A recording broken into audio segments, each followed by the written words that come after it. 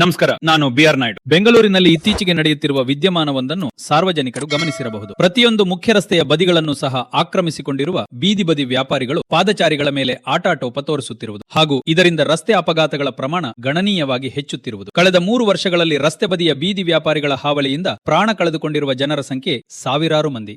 ಅಷ್ಟೇ ಅಲ್ಲ, ಫುಟ್ಪಾತ್ನಲ್ಲಿ ನಡೆಯಲು ಸ್ಥಳವಿಲ್ಲದೆ ರಸ್ತೆಗೆ ಬಂದ ಎಷ್ಟೋ ಪಾದಚಾರಿಗಳು ವಾಹನಗಳೊಂದಿಗೆ ಅಪಘಾತಕ್ಕೊಳಗಾಗಿ ಶಾಶ್ವತ ಅಂಗವೈಕಲ್ಯಕ್ಕೂ ಸಹ ತುತ್ತಾಗಿದ್ದಾರೆ. ಇನ್ನೂ ಕೆಲ ಮಂದಿ ಶಾಶ್ವತವಾಗಿ ಹಾಸಿಗೆ ಹಿಡಿದಿದ್ದಾರೆ. ಇದರಿಂದ ಆಗುತ್ತಿರುವ ಉಪಟಳ ತೊಂದರೆಗಳನ್ನು ಮನಗಂಡ ಸರ್ಕಾರ ಈಗ ಮುಖ್ಯ ರಸ್ತೆಗಳಲ್ಲಿ ಗಮನಿಸಿ, ಮುಖ್ಯ ರಸ್ತೆಗಳಲ್ಲಿ ಮಾತ್ರ ಬೀದಿ ಬದಿ ವ್ಯಾಪಾರಿಗಳಿಂದ ಫುಟ್ಪಾತ್ಗಳನ್ನು ತೆರವುಗೊಳಿಸಲು ಮುಂದಾಗಿದೆ. ಆದರೆ ಇದನ್ನು ಬಡ ಜನರ ಮೇಲೆ ಕೈಗೊಳ್ಳುತ್ತಿರುವ ಕ್ರಮ ಎಂದು ಬಿಂಬಿಸುತ್ತಿರುವವರು ಈ ಅಂಶಗಳನ್ನು ಗಮನಿಸಲೇಬೇಕು. ಕೈಯಲ್ಲಿ ಐಫೋನ್ಗಳನ್ನು ಇರಿಸಿಕೊಂಡು ಸರಪಣಿಯಂತಹ ಚಿನ್ನದ ಸರಗಳನ್ನು ಧರಿಸಿಕೊಂಡು ಸರ್ಕಾರದ ವಿರುದ್ಧ ಪ್ರತಿಭಟನೆ ಕೂಗುತ್ತಿರುವ ಈ ವ್ಯಾಪಾರಿಗಳಲ್ಲಿ ಎಷ್ಟು ಮಂದಿ ನಿಜವಾದ ಬಡವರು? ಇವರಲ್ಲಿ ರಸ್ತೆ ಬದಿಯಲ್ಲಿ ಅಂಗಡಿಗಳನ್ನ ಬಾಡಿಗೆಗೆ ಕೊಟ್ಟು ಐಷಾರಾಮಿ ಜೀವನ ನಡೆಸುತ್ತಿರುವವರು ಎಷ್ಟು ಜನ? ಪಾದಚಾರಿ ಮಾರ್ಗ ಅತಿಕ್ರಮಣದಿಂದ ಜೀವ ಕಳೆದುಕೊಂಡವರು ಬಡವರಲ್ಲವೇ? ಅವರ ಕುಟುಂಬ ಈಗ ಅನಾಥವಾಗಿಲ್ಲವೇ? ಸರ್ಕಾರ ಕೇವಲ ಮುಖ್ಯ ರಸ್ತೆಯಲ್ಲಿ ಮಾತ್ರ ಪಾದಚಾರಿ ಮಾರ್ಗ ತೆರವು ಮಾಡುತ್ತಿದೆ. ಸಣ್ಣ ರಸ್ತೆಗಳಲ್ಲಿ ಈಗಲೂ ಸಹ ಬೀದಿ ಬದಿ ವ್ಯಾಪಾರಿಗಳು ತೊಂದರೆ ಇಲ್ಲದೆ ವಹಿವಾಟು ನಡೆಸಬಹುದಾಗಿದೆ. ಆದರೂ ಸಹ ಹೆಚ್ಚಿನ ಹಣದಾಸೆಗೆ ಜನರ ಜೀವವನ್ನು ಬಲಿ ಕೊಡುವುದು ಎಷ್ಟು ಸರಿ? ಟ್ರಾಫಿಕ್ ಸಮಸ್ಯೆಯಿಂದ ನರಳುತ್ತಿರುವ ಬೆಂಗಳೂರಿನಲ್ಲಿ ಪಾದಚಾರಿ ಮಾರ್ಗಗಳ ತೆರವಿಗಾಗಿ ಹಲವು ಬಾರಿ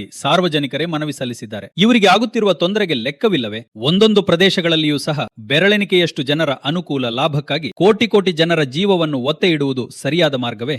ಅಕ್ರಮ ವಿದ್ಯುತ್ ಸಂಪರ್ಕ, ಅಕ್ರಮ ಗ್ಯಾಸ್ ಸಿಲಿಂಡರ್ ಬಳಕೆಯಿಂದ ಅಪಾಯದ ಆತಂಕವೂ ಸಹ ರಸ್ತೆ ಬದಿಯಲ್ಲಿ ವ್ಯಾಪಾರ ನಡೆಸುತ್ತಿರುವ ಸಣ್ಣ ಪುಟ್ಟ ಹೋಟೆಲ್ ಮತ್ತು ಅಂಗಡಿಯ ವರ್ತಕರಿಂದ ಎದುರಾಗಿದೆ. ಬೆಂಗಳೂರಿನಲ್ಲಿ ಈ ರೀತಿಯ ಯಾವುದೇ ಸುರಕ್ಷತಾ ಕ್ರಮಗಳಿಲ್ಲದೆ ನಡೆಸುತ್ತಿರುವ ಮಳಿಗೆಗಳಲ್ಲಿ ಅವಘಡ, ಅನಾಹುತಗಳು ಸಹ ಸಂಭವಿಸಿದೆ. ಇದಕ್ಕೆ ಯಾರು ಹೊಣೆಗಾರರು? ಎಷ್ಟೋ ಮಂದಿ ರಸ್ತೆ ಬದಿಯ ವ್ಯಾಪಾರಿಗಳು ಅತಿಕ್ರಮಣ ತೆರವು ಮೂಲಕ ಪ್ರತಿಭಟನೆ ನಡೆಸಲು ಮುಂದಾಗಿದ್ದಾರೆ. ಈ ಪ್ರತಿಭಟನೆಯಲ್ಲಿ ಭಾಗವಹಿಸಲು ಹಣ ವಸೂಲಿ ಮಾಡುತ್ತಿರುವ ಬಗ್ಗೆಯೂ ಸಹ ದೂರು ಕೇಳಿಬಂದಿದೆ. ಸ್ಥಳೀಯ ಗೂಂಡಾಗಳಿಂದ ನಡೆಯುತ್ತಿರುವ ಈ ವಸೂಲಿ ಮಾಫಿಯಾಗೆ ಕೊನೆಯಿಲ್ಲವೇ? ಈ ರೀತಿಯ ಅಂಗಡಿ ಹೋಟೆಲ್ಗಳಲ್ಲಿ ಅಕಸ್ಮಾತ್ ದುರ್ಘಟನೆಗಳು ನಡೆದಲ್ಲಿ ಯಾವುದೇ ವಿಮೆಯೂ ಸಹ ಬರುವುದಿಲ್ಲ. ಏಕೆಂದರೆ ಈ ಅಸಂಘಟಿತ ವಲಯದ ವ್ಯಾಪಾರಿಗಳು ತೆರಿಗೆಯನ್ನಾಗಲಿ ಯಾವುದೇ ಶುಲ್ಕವನ್ನಾಗಲಿ ಪಾವತಿಸುತ್ತಿಲ್ಲ. ಈ ರೀತಿ ಅಕ್ರಮವಾಗಿ ನಡೆಸುತ್ತಿರುವ ವಹಿವಾಟನ್ನು ಜನರಿಗೆ ತೊಂದರೆಯಾದರೂ ಪರವಾಗಿಲ್ಲ, ಸಕ್ರಮಗೊಳಿಸಿ ಎಂದು ಕೇಳುವುದು ಅಪರಾಧವಲ್ಲವೇ? ಅಪಘಾತಗಳಲ್ಲಿ ಮೃತಪಟ್ಟ ಜನರ ಜೀವಕ್ಕೆ ಬೆಲೆ ಇಲ್ಲವೇ? ಸಚಿವ ಕೃಷ್ಣ ಬೈರೇಗೌಡರು ಕೈಗೊಂಡಿರುವ ಈ ಕ್ರಾಂತಿಕಾರಿ ಕ್ರಮವನ್ನು ನಾವೆಲ್ಲರೂ ಬೆಂಬಲಿಸಲೇಬೇಕಿದೆ. ಈ ಮೂಲಕ ಸರ್ಕಾರದ ಉತ್ತಮ ಕೆಲಸಕ್ಕೆ ನಮ್ಮ ನೈತಿಕ ಬೆಂಬಲ ನೀಡಬೇಕಿದೆ. ಬೆಂಗಳೂರನ್ನು ಸುರಕ್ಷಿತ ನಗರವನ್ನಾಗಿಸಲು ನಾವೆಲ್ಲರೂ ಕೈಜೋಡಿಸೋಣ.